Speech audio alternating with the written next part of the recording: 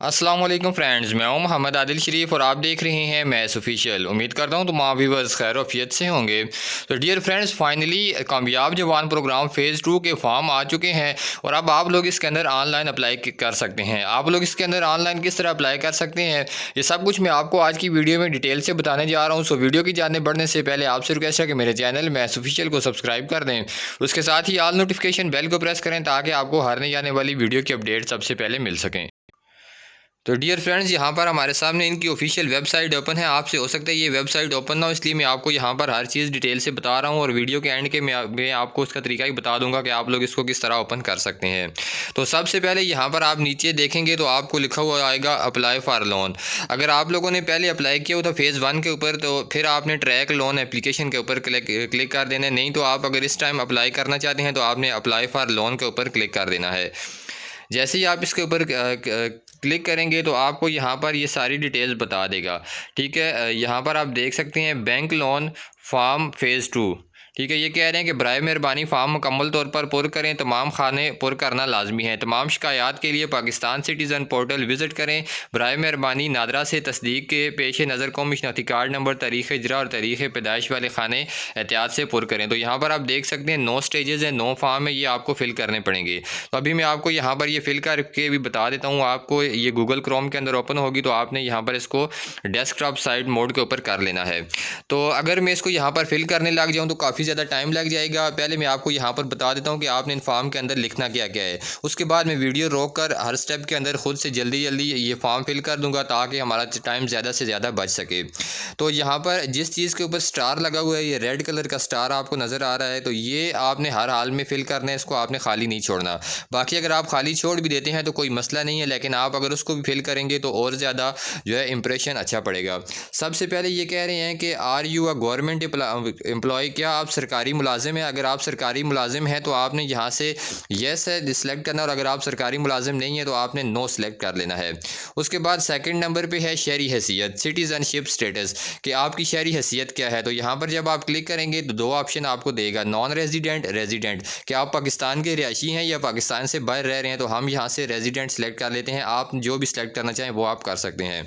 उसके बाद यहाँ पर आपने अपना बैंक का नाम लिखना है। ठीक है, बैंक का आपने वो नाम लिखना है जिसके अंदर आपका अकाउंट हो। अगर आपका अकाउंट नहीं भी है तो भी आपने किसी भी बैंक का यहाँ पर लिख देना है। इससे ये होगा कि आपको उस बैंक के ज़रिए कर्ज़ा दिया जाएगा। और याद रखेंगे इसके अंदर 21 बैंक हैं जिनको शामिल किया गया है, जिनके ज़रिए आप कर्ज़ा ले सकते हैं। तो यहाँ पर तमाम बैंक्स की लिस्ट है, आप जो भी सिलेक्ट करना चाहें कर सकते हैं। तो मैं यहाँ पर आर्जी फॉर्म फिल कर रहा हूँ, इसलिए मैं यहाँ पर national bank of Pakistan select कर देता हूँ।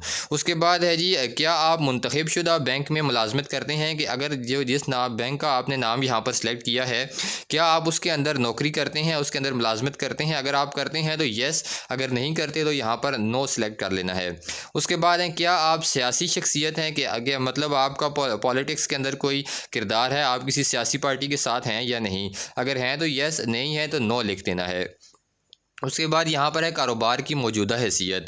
तो आपका जो कारोबार है वो आप नया कारोबार शुरू करना चाहते हैं या एक्सपेंशन ऑफ एग्जिस्टिंग बिजनेस, कि आप नया कारोबार शुरू करना चाहते हैं या आपका जो है पुराना कारोबार है लेकिन आप उसको एक्सपेंड करना चाहते हैं, उसके अंदर मज़ीद तरक्की देना चाहते हैं उसको। तो फिर आपने ये यहाँ से एक्सपेंशन ऑफ एग्जिस्टिंग बिजनेस कर लेना है। तो हम यहाँ पर न्यू बिज़नेस कर देते हैं। ये करने के बाद यहाँ पर आपको ऑप्शन नज़र आएगा प्रोसीड टू स्टेप 2, इसके ऊपर आपने क्लिक कर देना है। जैसे ही आप इसके ऊपर क्लिक करेंगे तो यहाँ पर आपके पास नया फॉर्म आ जाएगा। अब यहाँ पर मैं आपको जल्दी जल्दी बता देता हूँ कि आपने यहाँ पर क्या लिखना है। सबसे पहले आपने अपना नेम लिखना है। ठीक है, जहाँ पर लिखा हुआ है दरख्वास्त गुजार का नाम, यहाँ पर आपने जो बंदा लोन के लिए अप्लाई कर रहा है उसने अपना नाम लिखना है।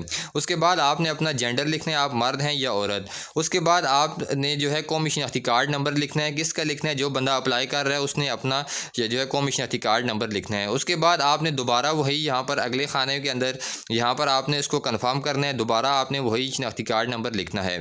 उसके बाद नीचे है कौमी शनाख्ती कार्ड मिलने की तारीख, जो कि तारीख़ इजरा होती है, जिसको CNIC इशू डेट भी कहते हैं, वो आपने लिखनी है। वो डेट आपको आपके जो शनाख्ती कार्ड होता है उसके ऊपर लिखी होती है कि तारीख़ इजरा।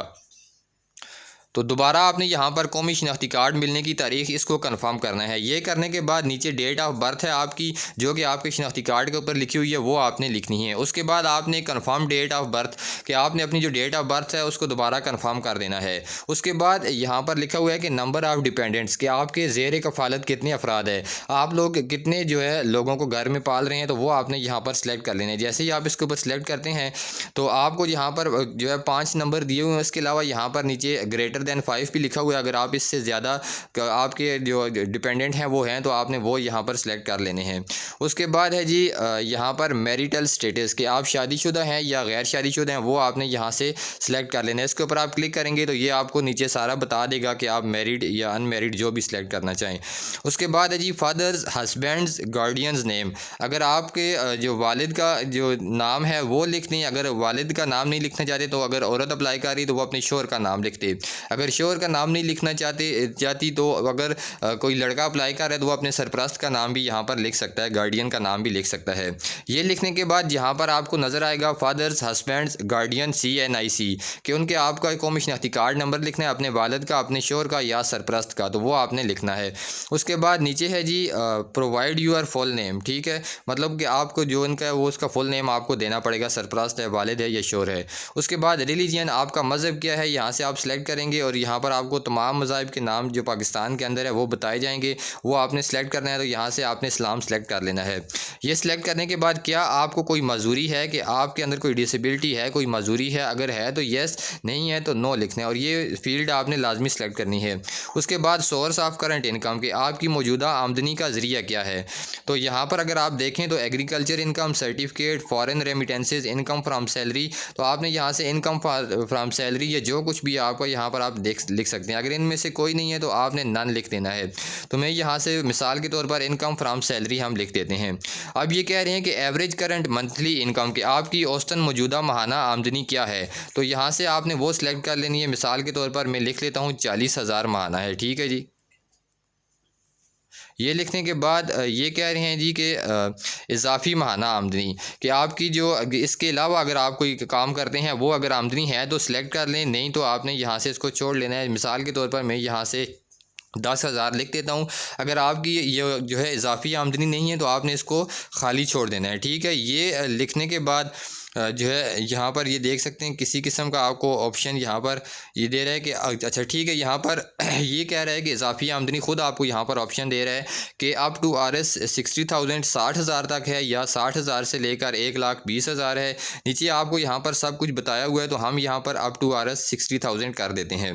ये करने के बाद ये कह रहा है do you have any bank account, कि आपके पास आपका कोई बैंक अकाउंट है या नहीं, तो आपने यहाँ से सिलेक्ट कर लेना है येस, अगर नहीं है तो नो कर देना है, जो भी है आपने सेलेक्ट कर लेना है। तो मैं यहाँ से नो कर देता हूँ क्योंकि हमारे पास जो है कोई भी इस तरह का बैंक अकाउंट नहीं है। उसके बाद अगर आपका अकाउंट है तो आपने बैंक का नाम यहाँ पर लिख देना है, आगे आपको जो बॉक्स बना हुआ है इसके अंदर आपने फिल कर देना है। नहीं तो अगला स्टेप अगर आप देखें तो यहाँ पर आपसे आपका अकाउंट नंबर पूछेगा, अगर आप लिखना चाहें तो लिख सकते हैं, नहीं तो ये भी ज़रूरी नहीं है। लेकिन अगर आप लिखेंगे तो इससे ये होगा कि डायरेक्ट जो कर्ज़े की रकम है वो आपके इस अकाउंट के ऊपर आ जाएगी। उसके बाद यहाँ पर ज़ाती असासे, कि आपकी जो पर्सनल वेल्थ है वो क्या है, ठीक है। तो यहाँ पर उसकी मिसाल के तौर पर मैं लिख देता हूँ कि 10 लाख तक के मेरे पास असासे हैं। उसके अंदर आपका घर भी आ जाता है, आपके पास जितने भी ज़ेवरात हैं वो सब कुछ आ जाते हैं। तो यहाँ पर हम 10 लाख लिख देते हैं। तो इसके बाद यहाँ पर आप देख सकते हैं नेक्स्ट बॉक्स के अंदर applicant utility bill consumer ID, दरख्वास्त गुजार की किसी यूटिलिटी बिल का नंबर। तो आपका जो बिल होता है, चाहे वो बिजली का बिल हो, टेलीफोन बिल हो, गैस बिल हो, उसकी एक आईडी होती है जिसको कंज्यूमर आईडी बोलते हैं। जब आप वो बिल देखेंगे तो उसके ऊपर आपको सामने लिखा हुआ नज़र आएगा कंज्यूमर आईडी, तो वो आपने यहाँ पर लिख देनी है। उसके बाद अगर आपके पास यहाँ पर नेक्स्ट बॉक्स देखें तो दरख्वास्त गुजार का कौमी टैक्स नंबर, कि जो बंदा दरख्वास्त के लिए जो लोन के लिए अप्लाई कर रहा है उसके घर का जो, अगर वो किसी चीज़ का प्रॉपर्टी के ऊपर या किसी भी अपनी जो है मलकियत किसी चीज़ के ऊपर टैक्स पे करता है गवर्नमेंट को, तो उसके पास एक टैक्स नंबर होता है, अगर कोई जिसको NTN नंबर कहते हैं, वो आपने यहाँ पर लिख देना है। अगर नहीं है तो लाजमी नहीं है, ठीक है, यहाँ पर उसको लिखना लाजमी नहीं है। उसके बाद है जी एप्लीकेंट पिक्चर, कि दरख्वास्त गुजार की तस्वीर, कि अगर आपके पास आपकी तस्वीर है तो वो आपने यहाँ पर ब्राउज़ के ऊपर आप क्लिक करेंगे और आप जो है वहाँ से एक तस्वीर इधर अपलोड कर देंगे। उसके बाद CNIC फ्रंट साइड पिक्चर, के शनाख्ती शिनाख्ती कार्ड के सामने वाली पिक्चर हिस्से की तस्वीर आपने यहाँ से सिलेक्ट कर लेनी, वो भी आप यहाँ पर ब्राउज़ के ऊपर क्लिक करेंगे तो आपके पास आ जाएगी।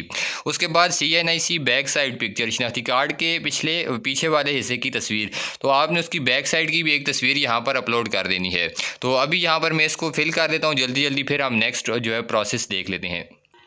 अच्छा, इसी स्टेप 2 के अंदर जब आप देखते हैं CNIC इशू डेट, यहाँ पर बहुत सारे लोगों को मुझे पता है प्रॉब्लम आएगी, इसलिए मैं आपको ये बता दूं कि आपने ये डेट किस तरह सेलेक्ट करनी है। इसके ऊपर आप क्लिक करते हैं तो इस तरह का जो है एक कैलेंडर आपके सामने ओपन होता है। तो सबसे पहले यहाँ पर आप अगर महीना सेलेक्ट करते हैं, ये देखते हैं यहाँ पर अगस्त सेलेक्ट है, तो आपने महीना सेलेक्ट करने के ये आपको बैक पे एक तीर नज़र आ रहा होगा, एरो, आपने इसके ऊपर क्लिक कर देना है। इसके ऊपर आप क्लिक करेंगे तो ये अगस्त से जुलाई, ठीक है, बैक जाता जाएगा जैसे आप सेलेक्ट करते जाएंगे। उसके बाद आपने जो साल होगा, जो ईयर होगा, वो यहाँ पर 2020 लिखा हुआ है, इसके ऊपर आप क्लिक करेंगे तो आपको जितने भी साल हैं उन तमाम की लिस्ट आपको यहाँ पर बता देगा। ये लिखने के बाद नीचे ही आपको ये देख सकते हैं, ये 30 जो है यहाँ पर लिखे हुए हैं दिन यहाँ पर, तो इनमें से आपने कोई भी डेट सेलेक्ट कर देनी है। इसी तरह आपने बाकी जो यहाँ पर आपको इस तरह का कैलेंडर नज़र आएगा तो आपने इसको इसी तरह सेलेक्ट करना है। तो स्टेप 2 के बाद अब हम स्टेप जो है 3 के अंदर आ चुके हैं और यहाँ पर आपने अपनी तालीमी काबिलियत देनी है। सबसे पहले आपने एजुकेशन सेलेक्ट करनी है, यहाँ पर आप इसके ऊपर क्लिक करते हैं तो ये आपको बता देगा मिडिल है या मैट्रिकुलेशन है या ओ लेवल है, FA FSC है, बैचलर डिग्री है या बैचलर डिग्री 4 ईयर है, मास्टर्स डिग्री है, MPhil है, जो भी आपने वो यहाँ पर सेलेक्ट कर देनी है। ज़्यादातर जो है मैट्रिक के लोग भी इसके अंदर अप्लाई करते हैं और हर जो है क्वालिफ़िकेशन लेवल के लोग इसके अंदर अप्लाई करते हैं। तो हम यहाँ से FA या FSC इसके ऊपर सेलेक्ट कर देते हैं। ये करने के बाद ये कह रहा है कि आपके पास कोई तकनीकी तालीम है, कि आपके पास कोई टेक्निकल डिप्लोमा या वो जो है यहाँ पर है, अगर है तो ठीक है, नहीं है तो आपने इसको यहाँ से जो है इसको छोड़ देना है, ठीक है। यहाँ पर नन कर देना है या अदर्स कर देना है। अदर्स करने के बाद जो है क्या आप कारीगर हैं या किसी हुनर में महारत रखते हैं, अगर आप कारीगर हैं या यहाँ पर आप देख सकते हैं एडमिनिस्ट्रेशन है, ब्यूटिशियन है और यहाँ पर बजटिंग है, बिज़नेस डेवलपमेंट, यहाँ पर काफ़ी ज़्यादा है, तो यहाँ से हम कह सकते हैं जी कि हम कंप्यूटर स्किल्स हैं। अगर आपके पास कोई नहीं है तो आपको सबसे एंड पे नन का ऑप्शन नज़र आएगा, वो आपने यहाँ से सिलेक्ट कर लेना है।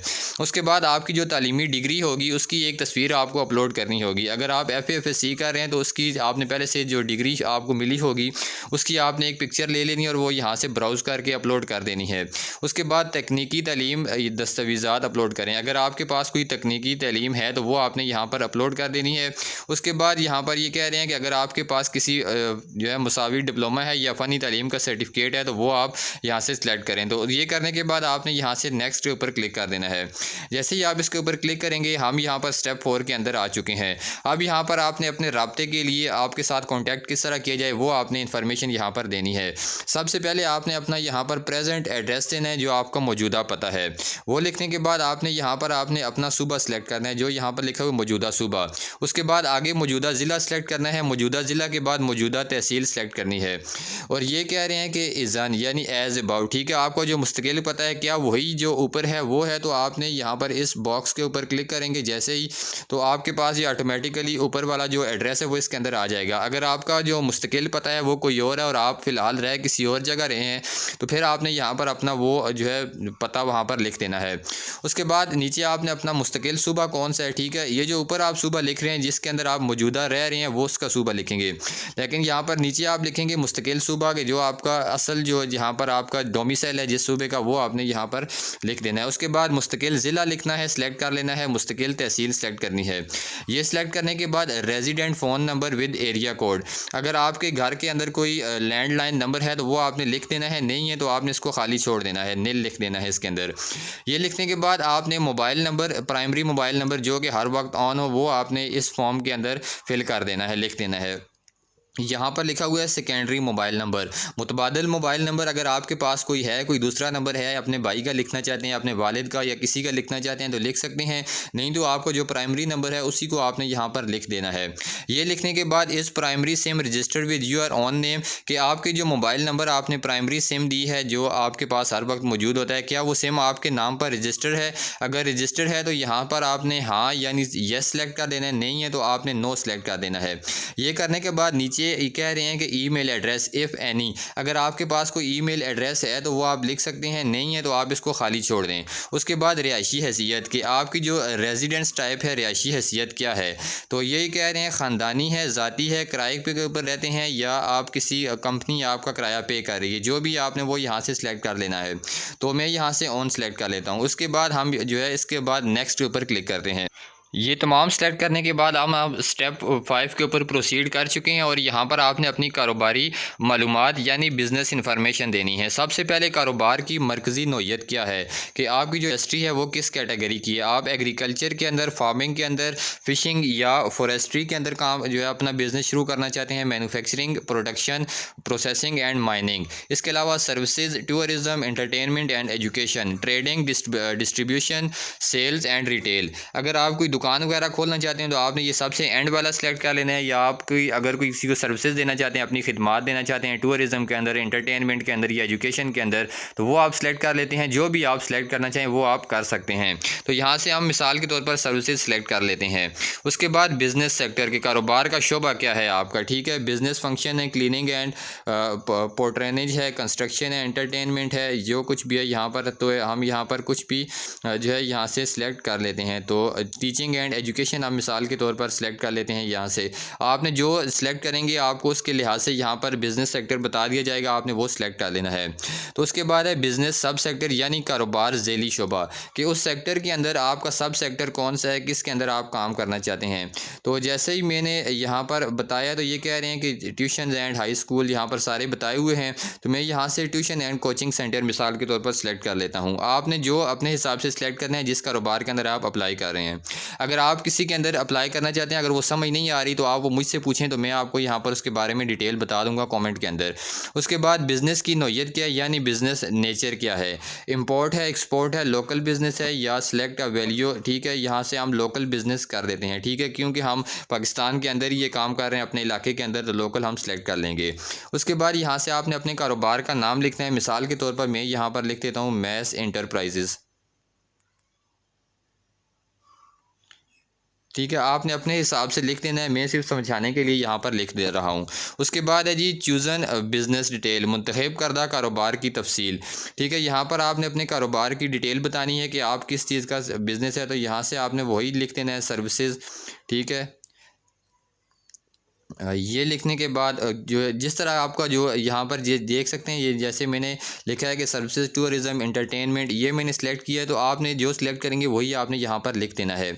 उसके बाद अब आपने अपने कारोबार का पता लिखना है कि आप अपना बिज़नेस किस जगह पर स्टार्ट कर रहे हैं, तो आपने यहाँ पर वो जगह यहाँ पर लिख देनी है। ये लिखने के बाद आपने लिखना है जी बिज़नेस प्रोविंस, कि आप जहाँ पर बिज़नेस कर रहे हैं उसका सूबा कौन सा है। तो मैं मिसाल के तौर पर यहाँ से KPK सेलेक्ट कर लेता हूँ। उसके बाद कारोबारी ज़िला, कि आपका कारोबारी ज़िला कौन सा है, डिस्ट्रिक्ट कौन सा है, तो वो आपने यहाँ से सिलेक्ट करना है। ये करने के बाद आपने अपनी कारोबारी तहसील, जिस तहसील के अंदर आपका कारोबार है उस तहसील का नाम लिखना है। उसके बाद कारोबार रजिस्ट्रेशन की मौजूदा हैसियत, कि जो आपका कारोबार है उसकी रजिस्ट्रेशन की क्या हैसियत है, वो रजिस्टर्ड है या अनरजिस्टर्ड है। ज़ाहिर सी बात है अगर आप नया स्टार्ट कर रहे हैं तो वो अनरजिस्टर्ड होगा, और अगर आप जो है अपने कारोबार को बढ़ावा देना चाहते हैं, मज़ीद उसके अंदर एक्सपेंशन करना चाहते हैं, तो वो रजिस्टर्ड होगा। अगर नहीं है रजिस्टर्ड तो आपने अनरजिस्टर्ड कर देना है, या रजिस्टर्ड जो भी है, तो हम यहाँ से रजिस्टर्ड सेलेक्ट कर लेते हैं। उसके बाद एंटिटी टाइप, कि आपके कारोबार की किस्म क्या है, यहाँ पर हम सेलेक्ट करते हैं और देख लेते हैं कि हमें कौन सी बता रहा है। ये कह रहा है कि सोल प्रोप्राइटरशिप या इंडिविजुअल, तो ज़्यादातर सोल प्रोप्राइटरशिप या इंडिविजुअल ही होता है कि एक बंदा इनफरादी तौर पर वो कारोबार कर रहा होता है, या लिमिटेड कंपनी है आपकी, या आप किसी फर्म के साथ मिलकर पार्टनरशिप कर रहे हैं, तो यहाँ से आपने सोल प्रोप्राइटरशिप इंडिविजुअल सेलेक्ट कर लेना है। उसके बाद है जी business utility bills consumer ID, यानी कारोबार से मुंसलिक किसी यूटिलिटी बिल का नंबर। अगर नया कारोबार है तो जाहिर सी बात है उसका कोई बिल नंबर नहीं होगा, उसको आपने खाली छोड़ देना है। और अगर आपके पास है पुराने बिज़नेस है तो आपने उसकी यहाँ पर ID लिख देनी है, कंज्यूमर ID। इसी तरह यहाँ पर आपने NTN यानी कारोबारी टैक्स नंबर अगर आपके पास मुहैया किया हुआ है, आपके पास ऑलरेडी है, तो आप वो लिख दें यहाँ पर, नहीं है तो आपने इसको खाली छोड़ देना है। उसके बाद है आपके नाम पर रजिस्टर कोई गाड़ी, कि आपके नाम पर कोई रजिस्टर्ड गाड़ी है या नहीं, चाहे वो पार्टनरशिप के अंदर हो या कंपनी के नाम पर हो, तो हम यहाँ से नो सेलेक्ट कर लेते हैं। उसके बाद ये कह रहा है कि प्रोवाइड रजिस्ट्रेशन नंबर पिक्चर, ज़ाहिर सी बात है हमारे पास रजिस्ट्रेशन नंबर कह रहा है फ्राहम करें, उसकी पिक्चर होगी तो आपने सेलेक्ट कर लेनी है, नहीं है तो आपने इसको यहाँ से छोड़ देना है। और छोड़ने के बाद यहाँ पर नेक्स्ट के ऊपर आपने क्लिक कर देना है। तो अब हम यहाँ पर नेक्स्ट स्टेप के ऊपर प्रोसीड कर चुके हैं, इसके ऊपर जंप कर चुके हैं और अब हम स्टेप 6 के अंदर है। काफ़ी ज़्यादा इसके अंदर स्टेप्स हैं, बहुत जो है इसके अंदर आपको डिटेल्स देनी पड़ती हैं। तो अब जो यहाँ पर नेक्स्ट स्टेप है वो है लोन डिटेल्स, कि आपने अपने कर्ज़ की तफसीलात यहाँ पर देनी है। तो सबसे पहले लोन की मद, ठीक है, रनिंग फाइनेंस है कौन सा है, तो आपने वो यहाँ से सिलेक्ट कर लेना है। Working capital, long term loan, leasing of business. तो यहाँ पर जाहिर सी बात है आपने जो भी सिलेक्ट करना है वो आप कर सकते हैं। यहाँ से जो आप अगर करना चाहें तो लीजिंग ऑफ बिज़नेस कर सकते हैं। ये सिलेक्ट करने के बाद अब है जी दर्जा की किस्म, ठीक है, कि अल्टायर टाइप, यहाँ से आप लिखेंगे, ठीक है। ये आपको बता देगा कि पहला जो अल्टायर है, जो दर्जा है, उसके अंदर आपको 1 लाख से लेकर आपको 10 लाख तक का कर्ज़ा है। दूसरा है जी उसके अंदर 10 लाख से लेकर 1 करोड़ रुपए तक का कर्ज़ा है। और तीसरा जो स्टेज है, दर्जा है, टायर है, उसके अंदर आपको जो लोन दिया जाएगा वो 10 मिलियन यानी एक जो है 1 करोड़ से लेकर 25 मिलियन यानी 2.5 करोड़ रुपए तक का कर्जा दिया जाएगा। तो आपने जो भी कर्ज़ा लेना है उस लिमिट के अंदर आपने सेलेक्ट कर लेना है। मिसाल के तौर पर हम यहाँ से टायर 2 सेलेक्ट कर लेते हैं कि हमने जो है 1 मिलियन यानी 10 लाख से लेकर 1 करोड़ रुपए तक का कर्ज़ा लेना है इसके दरमियान, तो हम वो यहाँ से सिलेक्ट कर लेते हैं। अब ये कह रहे हैं कि टेन्योर इन ईयर, यानी कर्ज़े की मुद्दत कितनी आप रखना चाहते हैं, कितने सालों के अंदर आप कर्ज़ा वापस करेंगे। तो यहाँ पर आपको ज़्यादा से ज़्यादा 8 साल और कम से कम 1 साल, तो हम यहाँ से मिसाल के तौर पर 8 साल सेलेक्ट कर लेते हैं। उसके बाद है जी प्रोजेक्टेड कॉस्ट, ठीक है, मुतवक्का लागत, कि आपकी जो प्रोजेक्ट है उसके ऊपर आपकी कितना जो है ख़र्चा होगा। तो हम यहाँ पर मिसाल के तौर पर लिख देते हैं जी कि 75 लैक्स, ठीक है।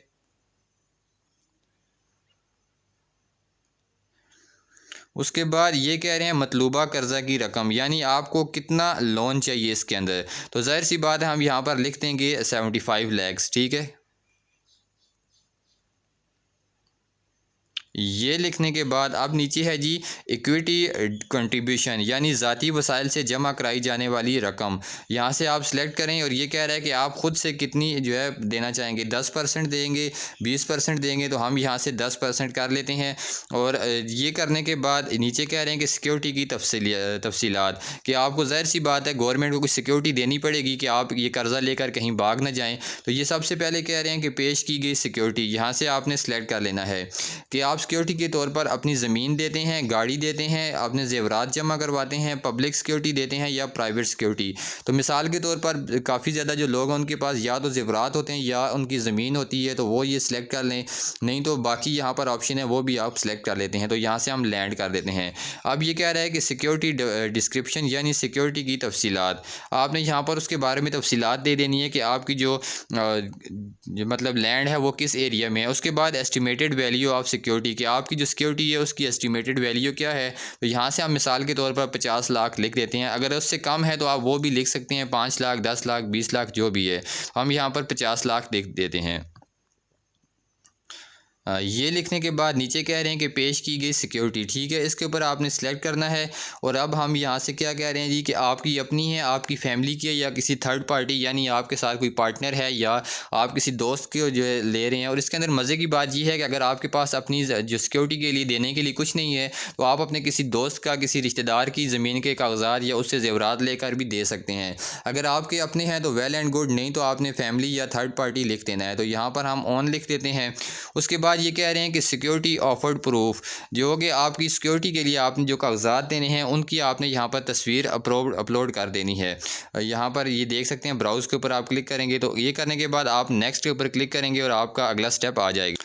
अच्छा, यहाँ पर एक चीज़ आपको बता दूं कि अगर आप यहाँ से पेश की गई सिक्योरिटी के तौर पर अगर आप जो है व्हीकल यानी अपनी गाड़ी जमा करवाते हैं तो फिर आपने सिक्योरिटी दस्तावेज़ात के अंदर अपनी गाड़ी के कागजात की तस्वीर अपलोड करनी होगी। अगर आप ज़मीन जो है जायदाद है, आपकी ज़मीन है, वो आप सिक्योरिटी के लिए देना चाहते हैं, रखना चाहते हैं उसके कागजात, तो फिर आपने उसकी जो कागजात होंगे जो ज़मीन के, वो आपने जमा करवाने होंगे। और ये अगर आप ऑर्नामेंट्स यानी कोई ज़ेवरात वगैरह हैं, कीमती ज़ेवरात, तो फिर आपने उनकी रसीदें जो आपको सोनार वगैरह से मिलती हैं या जहाँ से आपने वो सोना वगैरह लिया होता है, वो ऑर्नामेंट्स लिए होते हैं, तो फिर आपने उसकी रसीद यहाँ पर जमा करवानी होती है। ये करने के बाद आप नेक्स्ट के ऊपर क्लिक करेंगे तो ये आपके पास अगला स्टेप आ जाएगा।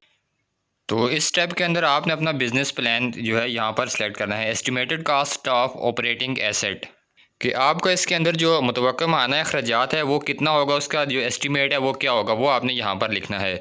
उसके बाद एस्टिमेटेड इनिशियल सेटअप्स कॉस्ट के मुतवक्का बिलवास्ता माहाना अखराजात का तखमीना, कि अगर आप इसको जब सेटअप करेंगे तो इसका माहाना अखराजात क्या होंगे वो भी आपने लिखने हैं। उसके बाद मुतवक्का माहाना कारोबारी आमदनी, कि आप जो कारोबार शुरू कर रहे हैं उससे आपको माहाना कितना कारोबार के अंदर कितना जो है आमदनी होगी, कितनी इनकम होगी, वो आपने यहाँ पर लिखनी है। तो ये लाजमी नहीं कि आप एग्जैक्ट लिखें, आप एक एस्टीमेट लिखेंगे कि मैं इससे इतने कमा सकता हूँ, इसकी इतनी कैपेसिटी है।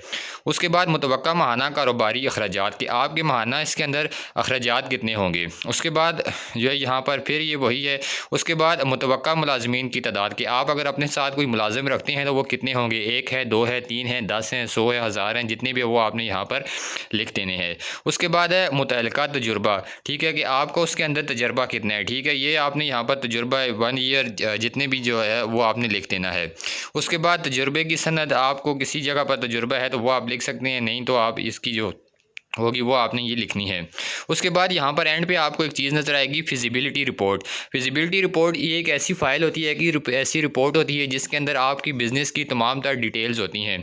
जब आप बिज़नेस रजिस्टर करवाते हैं या बिज़नेस शुरू करते हैं तो आप उसके बारे में तमाम तखमीना लगाते हैं कि इसके ऊपर इतनी कास्ट आएगी और इतने इसके अंदर मुझे मेहनत करनी पड़ेगी, इसके ऊपर मुझे इतना प्रॉफिट होगा, और अगर इसके अंदर लॉस होता है तो मुझे इतना इसके अंदर लॉस होने के चांसेस है। मतलब आपने हर एक चीज़ इसके अंदर लिखनी होगी कि आप कितने मुलाजमीन लिखेंगे। ये सब कुछ करने के बाद आप नेक्स्ट के ऊपर क्लिक करेंगे तो नेक्स्ट स्टेज के ऊपर आप चले जाएंगे। जब आप नेक्स्ट करते हैं तो आपके पास ये आ जाता है कि please mention loans availed from other banks. अगर आपने या आपके घर में से किसी ने भी दूसरे बैंक से लोन लिया हुआ है तो वो आपने यहाँ पर लिख लेना है, नहीं है तो आपने इसको छोड़ने के बाद आप नेक्स्ट कर देंगे तो आप अगले पेज के ऊपर चले जाएंगे। ठीक है, यहाँ पर जो है कर्ज़ देंदा की तफसीलात आपने लिखनी है। अगर आपके वालिदैन या शरीक हयात में से कोई कर्ज़ देंदा है तो आपने वो लिख देना है, नहीं है तो आपने नो करेंगे, और नो करने के बाद आप यहाँ से नेक्स्ट के ऊपर क्लिक करेंगे। जैसे ही आप क्लिक करेंगे आपके पास एक नया फार्म यानी हवाला जात का फार्म आपके पास ओपन हो जाएगा। और यहाँ पर क्या है जी, please provide details of 2 reference other than blood relative, के आपके जो करीबी रिश्तेदार हैं, जो खूनी रिश्तेदार हैं, उनके अलावा आपने 2 लोगों का हवाला देना है जो कि आपकी गारंटी के तौर पर होंगे। तो सबसे पहले रेफरेंस 1 का आपने नेम लिखना है, ठीक है जी। उसके बाद रेफरेंस 2 का नेम लिखना है। मिसाल के तौर पर मैं यहाँ पर लिख देता हूँ जी इब्रार अली लिख देता हूँ मिसाल के तौर पर, ठीक है। आपने अपना जो हिसाब से लिखना है वो लिख देंगे। यहाँ पर मैं लिख देता हूँ दूसरा जी वाजिद अली, ये मैंने लिख दिया। अब ये कह रहा है कि what is your relation with the reference 1, कि हवाला 1 में जो आपने फ़र्द का नाम बताया उसके साथ आपका रिलेशन क्या है। तो यहाँ पर मैं लिख देता हूँ जी फ्रेंड।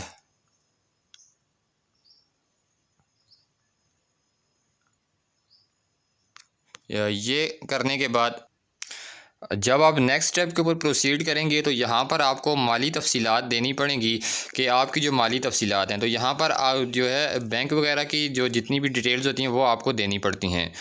तो यहाँ पर सबसे पहले तो आपने क्या करना है जी, इज़ योर पेरेंट्स आज सपोज़ लोन डिफ़ाल्टर, अगर हैं तो येस, नहीं है तो नो। मतलब कि अगर आपके घर में से किसी ने कर्ज़ा लिया हुआ किसी और बैंक से तो वो आपने यहाँ पर लिख देना है, नहीं तो आपने नो लिख देना। अगर किसी ने कर्ज़ा लिया हुआ है तो फिर आपने जो कर्ज़ नादहिंदगी की तफसीलात यानी लोन डिफ़ाल्टर डिटेल्स आपने यहाँ पर देनी होगी।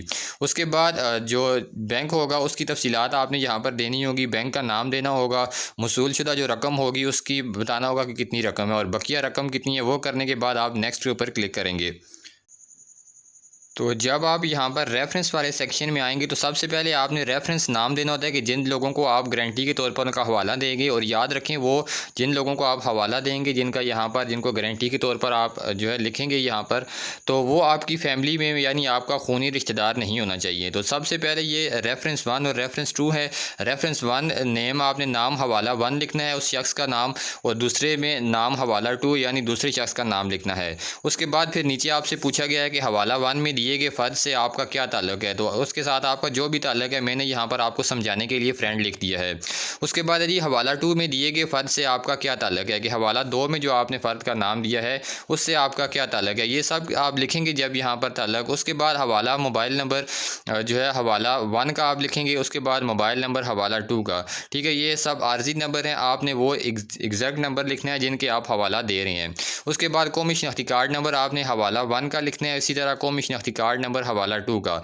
लिखने के बाद ये लिखा हुआ है नीचे retype the code from the picture. ये देख सकते हैं मेरे पास पिक्चर में NWV48V ये कोड है। इस ये आपके पास ये कोड डिफरेंट होगा। ये लिखने के बाद आपने यहाँ पर जब करेंगे प्रोसीड टू स्टेप 2 तो ये आपके पास दूसरा स्टेप आ जाएगा। अब ये आप जब जैसे ही दूसरे स्टेप के ऊपर आएंगे तो ये आपको एक बयान हल्फी दे रहा है। ठीक है, ये डेट ऑफ बर्थ, शनाख्ती card number, date of issuance, primary mobile number, ये सब कुछ यहाँ पर इसने आपको दिया हुआ है। और ये कह रहा है कि मोहम्मद आदिल शरीफ ये ठीक है, यहाँ पर मैं ये इस बात का जो है इकरार करता हूँ कि मज़कूरा बाला तमाम तफसीलात मेरे इल्म के मुताबिक हैं। ये मैं मुकम्मल तौर पर नेशनल बैंक ऑफ पाकिस्तान को अख्तियार देता हूँ कि वह तमाम मालूमात और जमा कराए जो उनकी तस्दीक करवा सकता है। किसी भी जालसाजी या हक़ाइक़ को मख्फ़ी रखने की सूरत में मैं कवायद और ज़वाबित के मुताबिक कानूनी कार्रवाई का हक़दार होऊंगा। ठीक है, ये आपके पास आ गया और इसको ये आपके पास इसको आपने गौर से पढ़ लेना है। तो ये तमाम कुछ फिल करने के बाद आपको यहाँ पर एक ऑप्शन नज़र आ रहा होगा, I agree to terms and condition. इसके ऊपर आप क्लिक करेंगे और क्लिक करने के बाद जैसे ही आप सबमिट के ऊपर क्लिक करेंगे तो आपकी दरख्वास्त जो है कामयाब जवान प्रोग्राम की टीम के पास चली जाएगी और आपके साथ जल्द ही रब्ता कर लिया जाएगा। तो आपने अपना सही मोबाइल नंबर देना है और तमाम तफसीलात आपने दुरुस्त देनी है। ये सब कुछ देंगे जब आप तो फिर आपके साथ ये खुद कॉन्टैक्ट कर लेंगे और आपको कर्ज़े के लिए बता देंगे कि आपको कितना कर्ज़ा और कब दिया जा रहा है। उम्मीद करता हूँ आज की वीडियो आपके लिए काफ़ी ज़्यादा इन्फॉर्मेटिव रही होगी। वीडियो को लाइक कर दें और चैनल को लाजमी सब्सक्राइब करें क्योंकि बहुत ज़्यादा टाइम लगा है इसके ऊपर और जो है इसको मैंने काफ़ी जो है टाइम लगा कर इस वीडियो को बनाया आप लोगों के लिए। तो इसके ऊपर एक लाइक तो लाजमी बनता है। Thanks for watching the video.